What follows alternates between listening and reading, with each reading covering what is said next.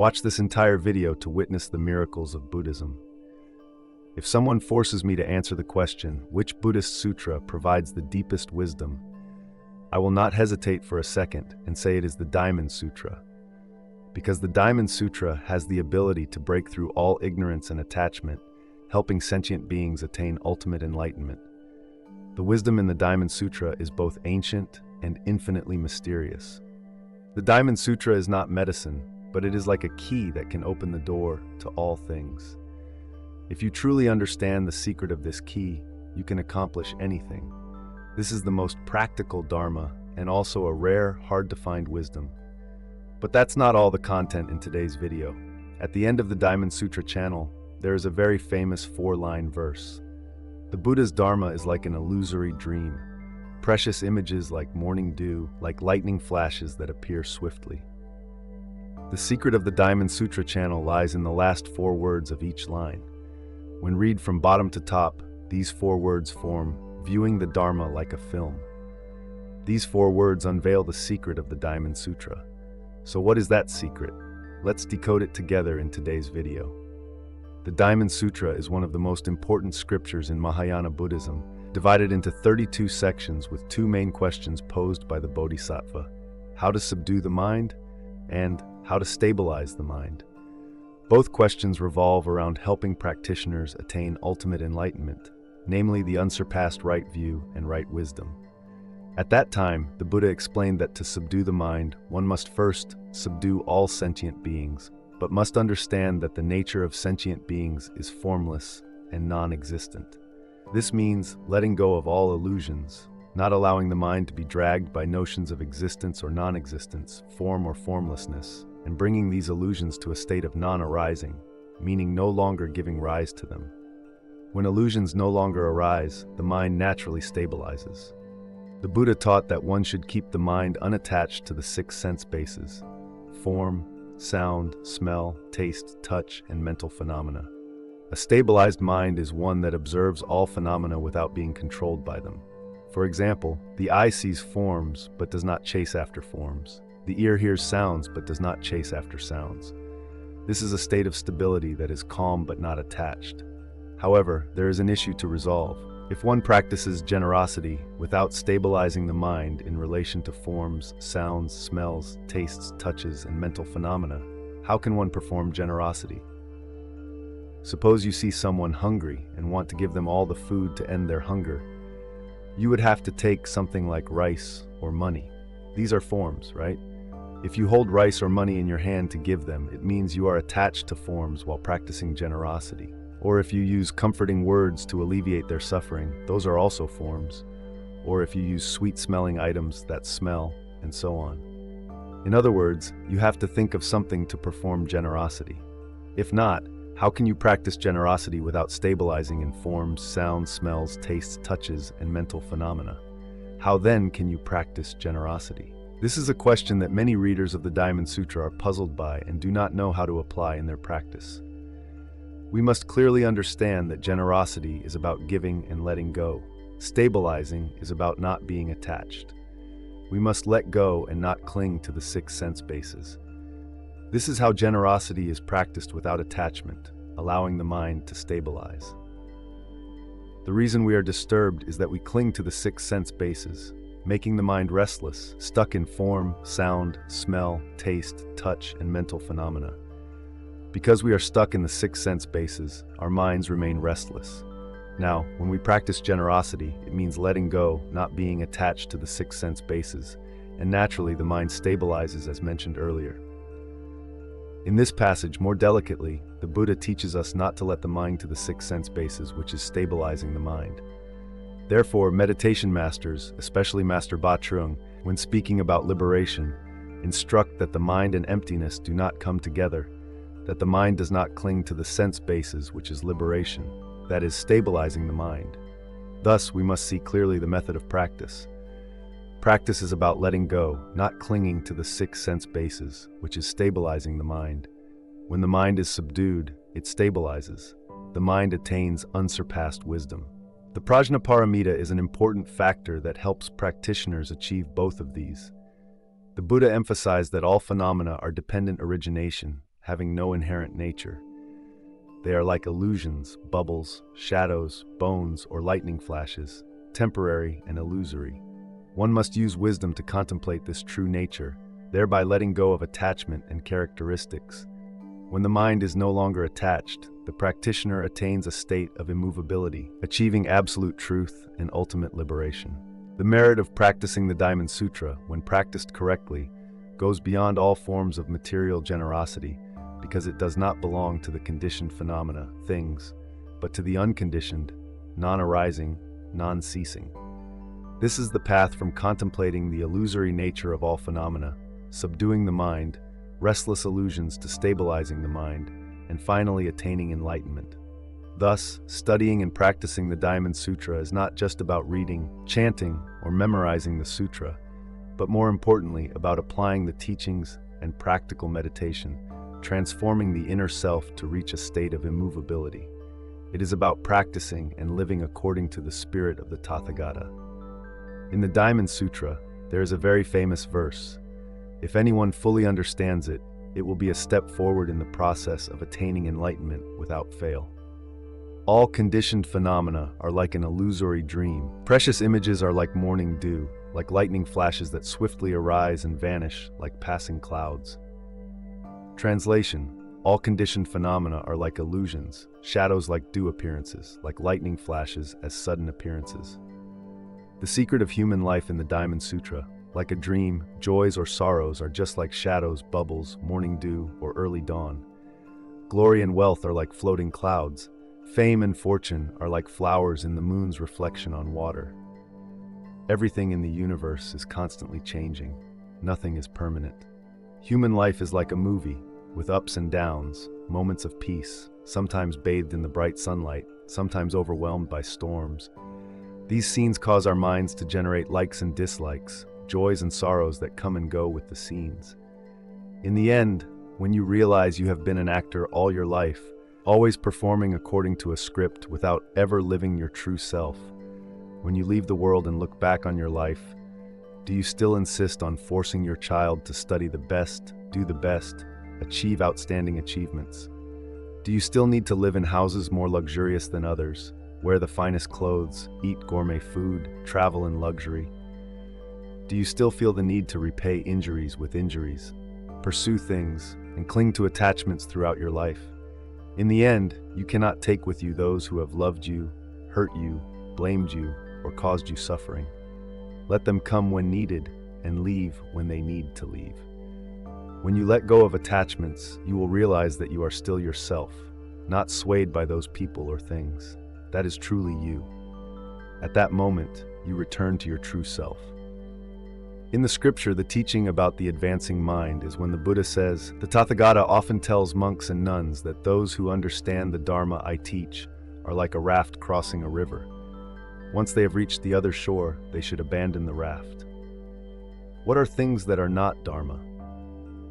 This means that even within the Dharma, one should not cling, just like the raft. After crossing the river, it should be let go. With the Dharma being like that, how much more should worldly knowledge and experience not be clung to? This is the meaning of all phenomena are emptiness. All phenomena are empty. Do not be satisfied with the knowledge or experience you have. Instead, continuously broaden your horizons. Old ideologies that were once useful must also be let go when the time comes to continuously surpass yourself and achieve great freedom. Some people believe that Buddhism is negative, fearing that studying Buddhism will lead to a loss of progressive will, thus not daring to embark on the path of practice. But in reality, Buddhism is not negative at all. The letting go here does not mean abandoning everything, but letting go of attachments. When not bound by mental burdens, you can develop creativity and progress freely. Letting go does not eliminate the will to live. On the contrary, it helps you live more fully, profoundly, and meaningfully. In fact, this is a misunderstanding of Buddhism from a secular perspective. An advancing mind is a good thing from the Buddhist perspective. The advancing mind is also affirmed. The Buddha wants us to advance but not cling, to show human desire, aspiration, and striving. However, in the process of pursuit, if we succeed, we will feel proud, but if we fail, we will feel embarrassed. This is attachment and overemphasis on success. Moreover, regarding what we are pursuing, we often have subjective value judgments, thereby exaggerating their importance. When we do not achieve our goals, we easily fall into suffering. Additionally, we often cling to our own experiences and methods, believing they are the best path to success. From there, we become arrogant and do not accept others' opinions. This kind of attachment can lead to conflicts, making life tiring, full of anxiety and tension. To advance without burdens, we need the wisdom of a non-attached mind, understanding that everything arises from causes and conditions. Only then can we overcome the attachments to phenomena and let the mind be at ease, both actively striving and not losing inner peace. Inner peace. The Diamond Sutra teaches about the non-attached mind through the verse, just as sentient beings maintaining a pure mind, not maintaining attachment to forms generating the mind, not maintaining attachment to sounds, smells, tastes, touches, and mental phenomena generating the mind, maintaining no possession to stabilize, nothing generates the mind. The meaning is to understand that all phenomena are illusory. We should generate and establish a pure mind to achieve ultimate enlightenment. Do not let the mind cling to phenomena, material things, sounds, sweet smells, tastes, sensations, or memories. If the mind clings to those things, that is the delusional mind of the layperson. A non-attached mind does not mean doing nothing or not thinking. It means not letting the mind cling to anything. A non-attached mind does not prevent the activation of thoughts, intentions, or human actions. Therefore, in relation to the material world without attachment, one can profoundly comprehend the Buddha's Dharma in the current era. We are living amidst the whirlwind of materialism, worshipping money and leading a hedonistic lifestyle. People no longer care about life ideals or responsibilities to the nation and society, but instead discuss movies, stocks, fashion, cuisine, or entertainment stars. The world before our eyes is dazzling and attractive, but can easily lead people astray. Enjoying material civilization is a legitimate right, but humans should not become slaves to material things. Following the worship of first things will cause the spirit to become hollow, losing the anchor of the soul. A non-attached mind in the Diamond Sutra can help humans reduce pressure, keep the mind pure amidst the whirlpool of materialism. Use the great wisdom of Prajnaparamita to cut off attachments and materialism, thereby elevating spiritual life, achieving the brilliant light and clarity of the soul. Humans not only need material life, but also a rich spiritual life. The richness of the spirit is true wealth. Inner contentment is the truest happiness. Human nature often makes things difficult for itself, overthinking about unworthy matters, which is the source of suffering. If the mind is full of chaos and daydreams, even living in luxurious high-rise buildings is no different from living in a hut. Eating delicious food and fine tastes is no different from drinking poison. When the mind is calm, all things are calm. When the mind is stable, everything becomes peaceful. A simple meal becomes delicious, and peace within the soul is the most precious thing, even if only eating plain rice and vegetables living in a simple bamboo house. If the soul is calm and self-contained, everything becomes better compared to lofty mountains, beautiful landscapes, or luxurious villas. The seventh aspect is the mind in the present. This is one of the important teachings of the Diamond Sutra. The sutra states, "The past mind is insurmountable, the present mind is insurmountable, the future mind is insurmountable." This means that the past mind, present mind, and future mind cannot be grasped. The past has passed, the things that have happened should be let go. Do not cling to concepts in life. Many people are immersed in pride or regret about the past, achievements, or mistakes, all of which are like flowing water, unable to return. If you try to understand your true self in the past, it is impossible. Similarly, the future is as illusory as the past. No one knows how the future will come. If you place your mind in the future, it is no different from placing trust and conjecture in the future mind. The mind often falls into reasoning, imagining, and expecting. People often nurture illusions that truth or true happiness will be achieved in the future. But in reality, the future has not arrived, and everything you imagine is vague and unreal. Even the present mind cannot be grasped. The Buddha taught that in the mind, a fleeting thought arises and perishes 9 or 10 times, faster than the speed of light. When you cling, when you become aware of a thought, that thought already belongs to the past. Because of the continuous arising and passing of the mind, the present mind cannot be retained. We often cannot let go of attachments because we are caught in the past mind, present mind, or future mind. When we cling to attachments and delusional thoughts, we cannot achieve transcendence. The past mind has perished, the present mind does not stop, the future mind has not yet come, the mind cannot be held onto. Understanding this, we learn to let go of attachments to all three minds, thereby seeing everything clearly. Gently, letting go and no longer being entangled, the soul becomes free, the body and mind calm, and all suffering gradually dissipates. Dependent origination. The Diamond Sutra mentions dependent origination at the very end. All phenomena of the Buddha's Dharma are like an illusory dream, precious images like morning dew, like lightning flashes that swiftly arise and vanish like passing clouds. Human life is like a dream. Joys or sorrows are just like shadows, bubbles, morning dew, or early dawn. Glory and wealth are like floating clouds. Fame and fortune are like flowers in the moon's reflection on water. Everything in the universe is constantly changing. Nothing is permanent. Humans are merely passers-by between heaven and earth. How can one keep what one loves forever?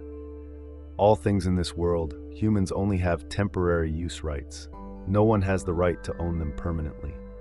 When understanding clearly that all phenomena are dependently arisen and dependent on conditions, you will see through yourself, overcome delusions and suffering, fame and fortune, or worldly temptations. From there, the soul becomes clear, letting go of attachments and not being bound by trivial things. Only by not clinging to anything can we live freely, lightly, facing all changes in life, whether joys or sorrows, dissolutions, cold or heat, overcoming success and failure, glory and shame, gain and loss, even life and death, living according to conditions. Not clinging to anything, you can understand the great wisdom of life. If you persist in watching until here, it proves that you are a righteous Buddhist practitioner. Thank you very much. If today's sharing has brought anything useful to you, please click the like button to encourage us and leave a comment. Practicing the Diamond Sutra through small actions will help you increase merit, enhance wisdom, and assist in finding favorable conditions towards a peaceful realm. The merits are truly beyond words.